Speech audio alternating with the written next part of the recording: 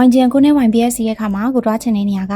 တဆင့်နေတက်ရောက်လာနှစ်ဆင့်သုံးဆင့်ပြောင်းစီးရအောင်လားအဲ့ဒါကိုဘယ်လိုခွဲရမလဲဆိုတာကိုပြောပြပေးပါမယ်။ ဝိုင်ဂျန်ကို app ထဲကိုဝင်လိုက်မယ်။ဒီမှာဆိုလို့ရှိရင်လမ်းကြောင်းရှာတဲ့နီလန်းဒီအမျိုးမျိုးရှိတဲ့ထဲမှာမြေပုံမှာရှာတဲ့နီလန်းကိုတုံးပြီးတော့ဒီဗီဒီယိုလေးမှာရှာပြပါမယ်။ဥပမာမြန်မာပလာဇာကိုတွားမယ်ပေါ့နော်။မြန်မာပလာဇာကိုတွားမယ်ဆိုလို့ရှိရင်ဒီမြန်မာပလာဇာကို zoom ဆွဲပြီးတော့တေချာလေးထောက်ပြရပါမယ်။အဲ့ဒါမှာတတိကျလေးထွက်လာမှာပေါ့နော်။ကိုကလမ်းကြောင်းရှာလိုက်ပြီးဆိုတာနဲ့ကိုရှိရဲ့နေရာအနီးတစ်ဝိုက်ကကားမတိုင်လေးပေါ်လာလိမ့်မယ်။ဒီမှာဆိုလို့ရှိရင်ကားမတိုင်လေးတွေကရွှေရောင်ပေါင်းပါတာရှိတယ်မပါတာရှိတယ်။ရွှေရောင်ပေါင်းပါတာကအစင်းနေနဲ့ရောက်မဲ့ကားတွေရက်တဲ့မှတ်တိုင်တွေဖြစ်တယ်။ရွှေရောင်ပေါင်းမပါတာကြတော့ကားပြောင်းစီးဖို့လိုတဲ့ကားမှတ်တိုင်တွေပါ။အခုကိုကရွှေရောင်ပေါင်းပါတဲ့မှတ်တိုင်တစ်ခုကိုရွေးထားတယ်။ကားနံပါတ်တွေကြာလာမယ်။အဲ့ကားနံပါတ်တွေထဲမှာဆိုလို့ရှိရင်လေရွှေရောင်ပေါင်းပါတဲ့ကားနံပါတ်တွေကဓာတ်ရိုက်ရောက်ပါတယ်။ရွေးချယ်ထားတဲ့ကားလိုင်းကဓာတ်ရိုက်ဆိုပြီးတော့ပြပါတယ်။ဆင်းရမယ့်မှတ်တိုင်ကိုလည်းအနီရောင်စလုံးလေးနဲ့ကြီးကြီးလေးရေးထားပေးပါတယ်။ရွှေပေါင်းမပါတဲ့ကားနံပါတ်ကိုရွေးထားမယ်ဆိုလို့ရှိရင်တော့ဒါကကားဓာတ်ရိုက်မရောက်ဘူး။တစ်ဆင့်ပြောင်းစီးရမယ်။လိမ်မော်ရောင်စာလေးနဲ့လည်းကားတစ်ဆင့်ပြောင်းစီးဆိုပြီးတော့ရေးပြထားပါတယ်။အပေါ်မှာဆိုလို့ရှိရင်လည်းအနီရောင်က